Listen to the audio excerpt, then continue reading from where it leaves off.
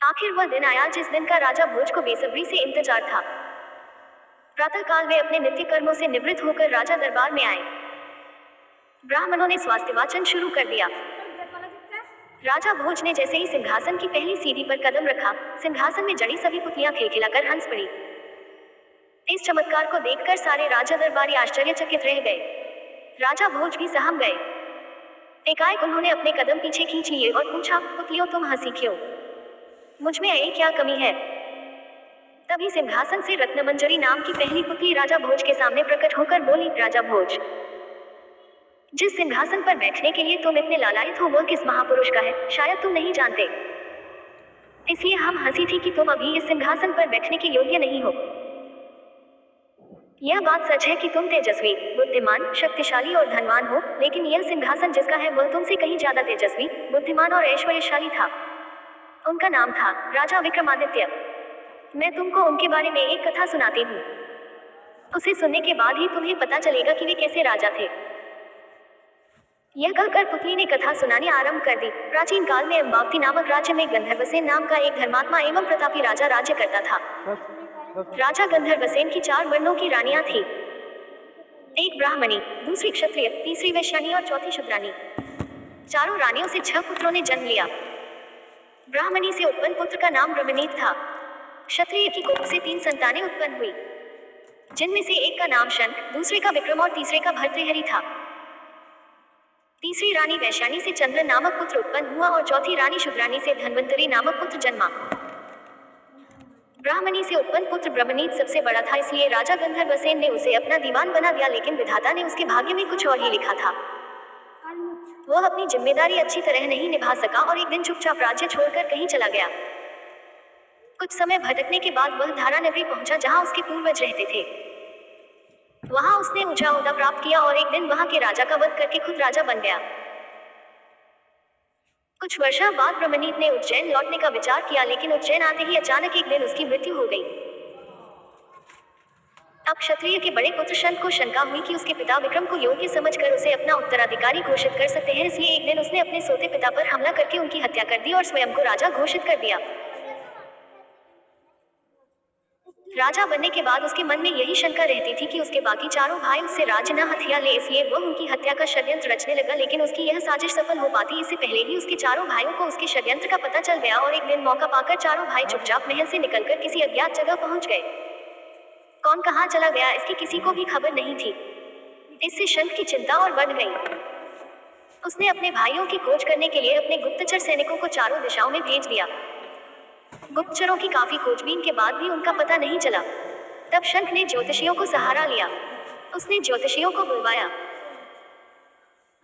ज्योतिषियों ने ग्रहों और नक्षत्रों की विद्या से अपने ज्ञान के अनुसार यह भविष्यवाणी की कि 3 राजकुमार तो जंगली जानवरों के शिकार हो गए तथा चौथा राजकुमार विक्रम घने जंगल में एक सरोवर के किनारे एक कुटिया में रह रहा है और कंदमूल फल खाकर घोर तपस्या में लीन है। ज्योतिषियों की भविष्यवाणी सुनकर शंख की परेशानी और बढ़ गई, क्योंकि अन्य तीनों भाइयों की अपेक्षा उसे विक्रम से ज्यादा खतरा था। तब उसने ज्योतिषियों से पूछा, विक्रम से मुझे और मेरे राज्य को कोई खतरा तो नहीं है ना? ज्योतिषियों ने कहा, राजन ने अपनी तपस्या से काफी कुछ हासिल कर लिया है।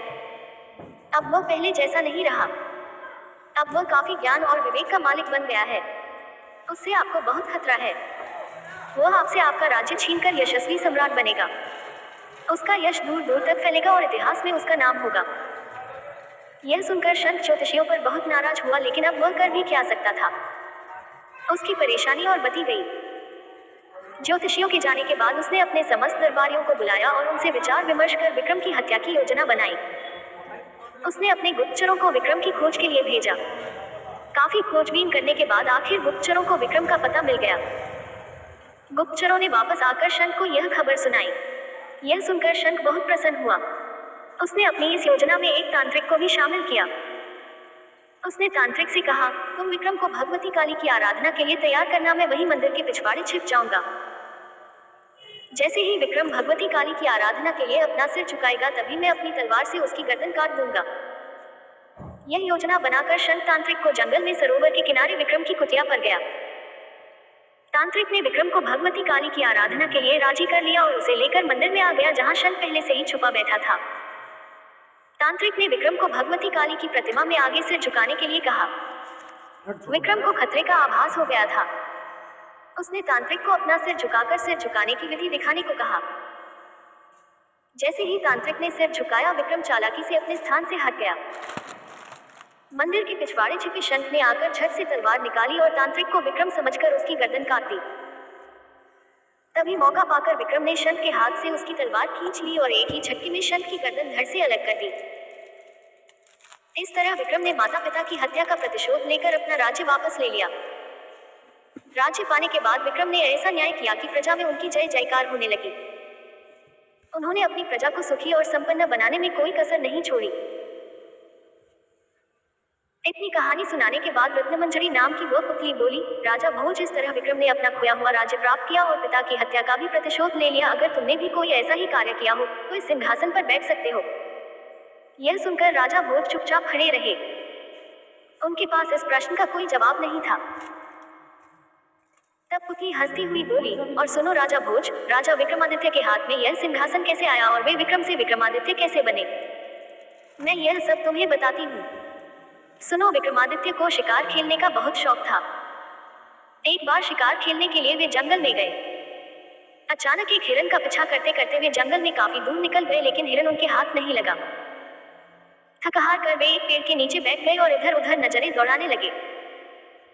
उन्होंने देखा वे एक ऐसे वीरान जंगल में हैं जिससे बाहर निकलने का भी रास्ता नजर नहीं आ रहा था। तभी उनकी नजर दूर एक चमकदार महल पर पड़ी। वे अपने घोड़े पर बैठे और धीरे धीरे चलते हुए उस महल तक पहुंच गए। वह महल लूथवरण का था, जो कि राजा बाहुबल का दीवाना था। उसने विक्रमादित्य का स्वागत सत्कार किया। उसने विक्रमादित्य को बताया कि आप यशस्वी राजा बनेंगे, लेकिन उसके लिए आवश्यकता है कि राजा बाहुबल आपका राजतिलक करे। उसने यह भी बताया कि हमारे राजा महादानी हैं। आप अवसर पाकर उनसे अद्भुत स्वर्ण जड़ित सिंहासन मांग लीजिए, जिसे भगवान शंकर ने प्रसन्न होकर उन्हें भेंट स्वरूप प्रदान किया था। वह सिंहासन आपको चक्रवर्ती सम्राट बना देगा। यह सुनकर विक्रमादित्य राजा बाहुबल के महल में गए। राजा बाहुबल ने उनका उचित स्वागत सत्कार किया और उनका तिलक करके उन्हें चक्रवर्ती सम्राट घोषित कर दिया।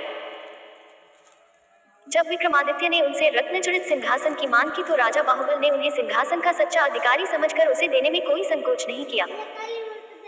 कुछ दिन तक राजा बाहुबल का आतिथ्य ग्रहण करने के बाद राजा विक्रमादित्य सिंहासन लेकर अपने नगर लौट आए। सिंहासन को प्राप्त करते ही उनका नाम चारों ओर फैलने लगा। दूर दूर से राजा महाराजा राजा विक्रमादित्य को बधाई देने वहां पहुंचने लगे। उस सिंहासन की वजह से सभी राजाओं ने इस बात को मान लिया कि विक्रमादित्य पर देवताओं की असीम कृपा है। सभी ने उन्हें चक्रवर्ती सम्राट मान लिया। इतना कहकर वह पुतली अदृश्य होकर सिंहासन पर अपने स्थान पर समा गई। कथा सुनकर राजा भोज ने उस दिन सिंहासन पर बैठने का विचार छोड़ दिया और यह सोचकर वापस अपने महल में लौट आए कि अगले दिन अवश्य सिंहासन पर बैठूंगा।